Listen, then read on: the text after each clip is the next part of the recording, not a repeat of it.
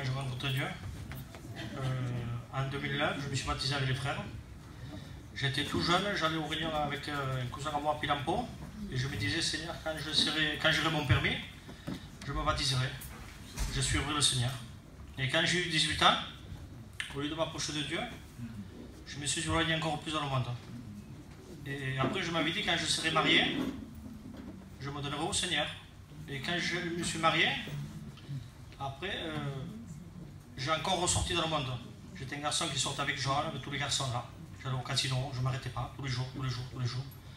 Ça a duré jusqu'à 27 ans. Après 27 ans, il y a une femme qui est tombée malade, la Sarah. Et je me suis approché de Dieu, Dieu m'a béni. Je me suis baptisé. Et quand je me suis baptisé en 2009, avec les frères, j'ai resté 2 ans chrétien. Et après, j'ai resté 2 ans rétrograde, à ma honte. Voyez, mais je croyais de trouver ça que j'avais pas, mais j'avais tout en réalité, j'avais tout en Dieu. Et je croyais de trouver du bonheur en. Comment dire, du bonheur dans le monde. Vous voyez, et là, j'ai été vraiment déçu. Je me suis aperçu que j'avais besoin de Dieu. Alors là, pour revenir à Dieu, le diable, il est là. Vous voyez, et c'était impossible de revenir à Dieu. Mais bon, avec la grâce de Dieu, toujours Dieu est le plus puissant. Vous voyez, je me suis plus approché de Dieu. Et là, je tiens à dire quelque chose. Vous voyez, là, ça fait 1 mois ou 2, là, j'étais pas bien. J'ai dit, Seigneur, pas possible, qu'est-ce qui se passe? Parce que j'avais une tâche, moi, dans la réunion à Villeneuve-Loubet, là-bas. Et j'arrivais plus à la faire, la tâche.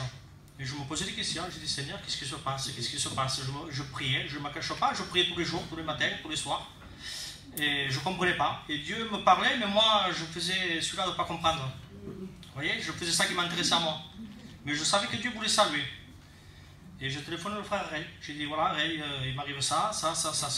J'ai dit, voilà, je me rapproche de Dieu. Et il me dit, lui, si tu es comme ça, il me dit, rapproche-toi plus de Dieu. Et si tu pries le matin avec ta femme, que tu persévères, il me dit, tu vas avoir la bénédiction. Et j'ai dit, Seigneur, Ray, j'ai dit, le Seigneur ne me parle pas. Il me parle, mais je ne prenais pas en considération dans le cœur. Et le frère Ray me dit, attends-toi à Dieu. Et il y avait une réunion à Grasse, alors plan de Grasse, il y avait un frère de Paris, je ne le connaissais pas. Il est rentré, ce frère, et moi j'étais assis avec ma femme. C'était un samedi soir. Il a carrément dévoilé ma vie. Et quand la réunion a fini, j'ai été le voir. J'ai dit, frère, voilà, tu as dévoilé ma vie. Et il me dit, voilà, Dieu, il me dit, demain tu viendras dire un mot à la salle ici. Mais moi, comme je suis un garçon timide, vous voyez, j'ai dit, Seigneur, ça va être compliqué de passer derrière le micro, de dire un mot de Dieu. Et du coup, le lendemain, encore plus fort le message, il m'a brisé. Amen. Vous voyez, et Dieu m'a parlé à travers une prophétie. C'était le frère Horton. Vous voyez, j'ai rien dit moi au frère Horton.